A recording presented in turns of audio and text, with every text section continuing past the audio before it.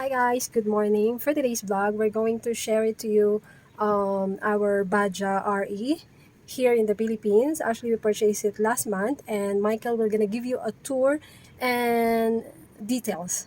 Okay? Okay, folks, this is a Bajaj RE.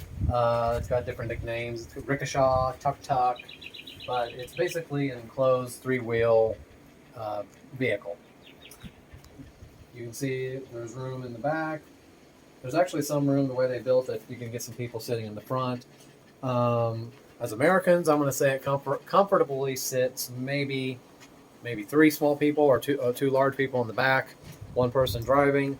In the Philippines, you can probably squeeze 67 people in the front and 30 and 45 in the back. Yes, I'm joking. Okay, it's a three-wheel. The tires are tube tires. They're not tubeless like you would expect on a regular car. The controls are basically all in the handlebars. Let me come around to the other side.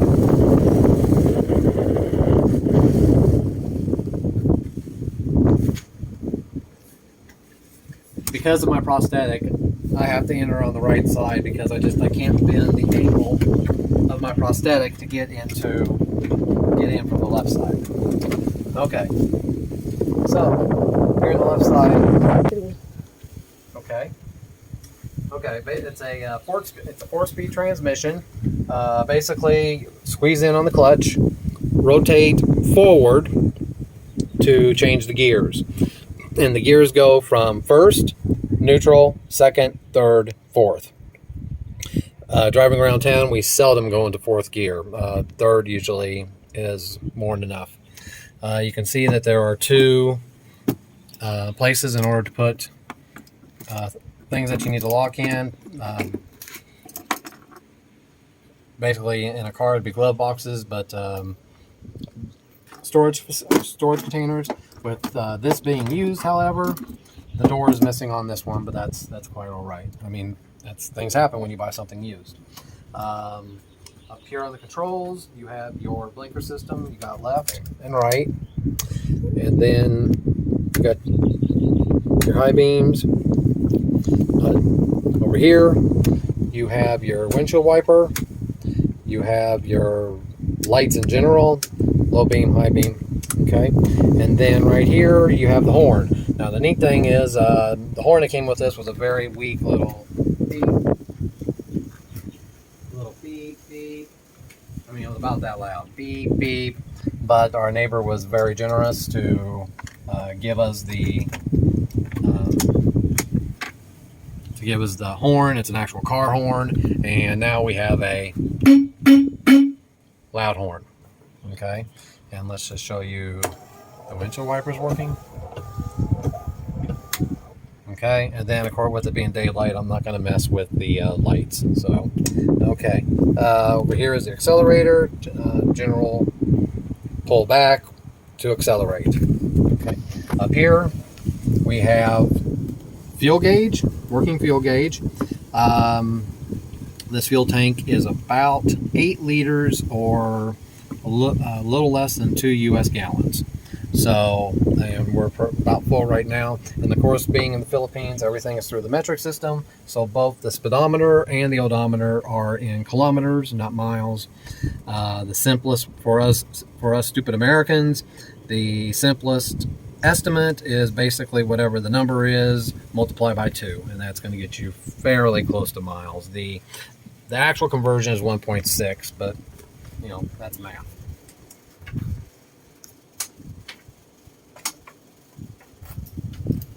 Start. Okay, and then basically the only foot pedals that are on this vehicle is the brake, which is that right there. So it makes it a little easier for me being an amputee, because if there was a floor clutch, there's no way I could drive this vehicle because I don't have both feet that I can operate. You have your parking brake right there, which you need to use at all times. Okay, we have here, you have a locking gas cap, which is good so people don't try to siphon your gasoline.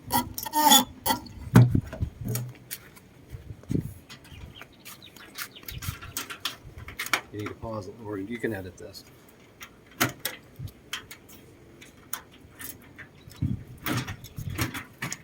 In the back, we have, now I'm not an engine expert, but considering I can only find 2 spark plugs, I'm guessing that this is a 2-cylinder basic small cycle engine. So, and then we talked about forward motion, and then right here, now over here, you pull this handle up, and you're now in reverse. So you can back up with the same gears, and then when you're done, you pull this trigger, drop down, and you're now in forward gears. So the other thing to show here is the ignition. The starter is basically set with a small size, basically boat battery, or in America that'd be kind of like a lawnmower battery or something like that. So, okay. And then, like other cars, this switch right here is your emergency flashers. Push down, and then the brake lights will flash just like, you know, any car.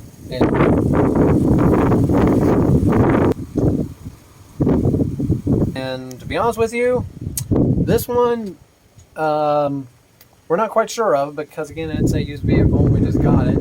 But my guess is, if you look right here, there's a little bit of like what should be a dome light, and you can open this up to get into the wiring, and probably also to do repairs to the vinyl top, the leather top.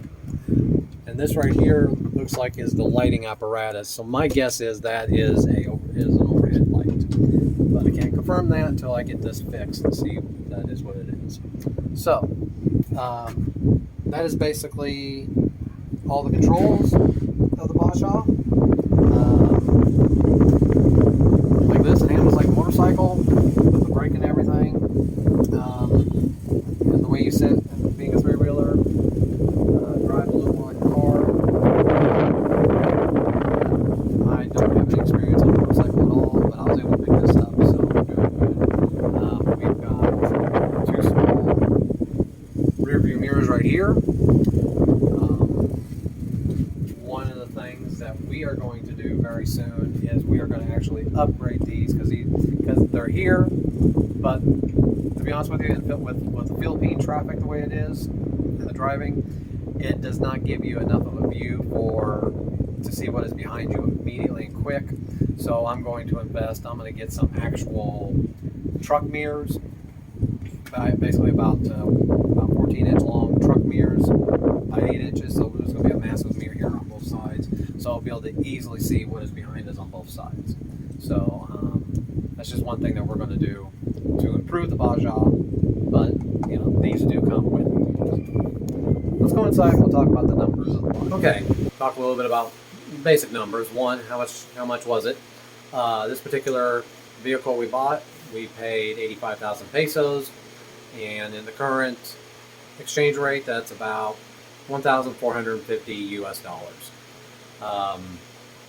When we were doing our looking through Marketplace all over about a 4-hour radius of the Philippines, it was averaging between 80,000 and 100,000 for that particular year, which is a 2020. From 2019 to 2024, because I didn't want to get anything older than a 2019, the prices were averaging between 75 and, like I said, 100,000, depending on the model of the year, mileage, all the stuff like you would with a car. So we got it on the fairly lower end, but there were also a few things that we needed to do to it. The very first thing that I knew that needed to be done was we had to get 2 new rear tires for it, because the tires that were on it were probably the originals. They were near bald. New tires were from the Bajaj dealership here, was 2,000 pesos, or about $35 per tire. That did, and it was 150 pesos or $3 for total installation of the tires. We also had the gear cables replaced, which was 600 pesos, or about 11 US dollars, and then another 100 pesos to have them installed. So the basic uh, labor prices that you're going to find living in the Philippines applied when we were getting the work done on the Baja. Um, the gas mileage, we've had the tank filled up twice. The first time it took in almost all of 8 liters, and it was 460 pesos to fill it. And I mean, it was the people who gave it to us, they barely gave us enough gas to get to the gas station, put more gas in it. And then because of that, I did add some fuel cleaner to go through the fuel lines in case it pulled any junk out of the tank, considering it's only 8 liters or about 2 US gallons. The second time we filled, there was about an eighth of a tank left, and it ran us about 360 pesos. So about $8.50, $7 the 2 different times that we got tanks. The mileage came out to about 24 kilometers per liter, which worked out to about 56 miles per US gallon. And that is almost exclusive in-town driving. We've done very little taking it out, trying to go to the mountains, or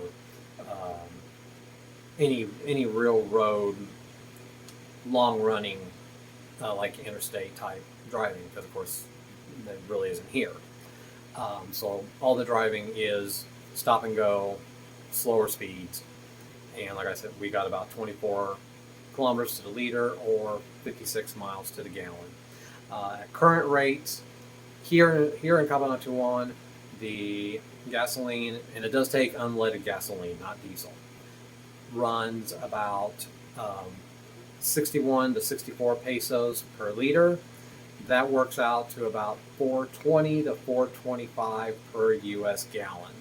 So gas prices in the Philippines are fairly comparable, a little higher in some parts of the states, a little lower in other parts of the states, but on average, based on the US average, it's very close, maybe just a little higher than average.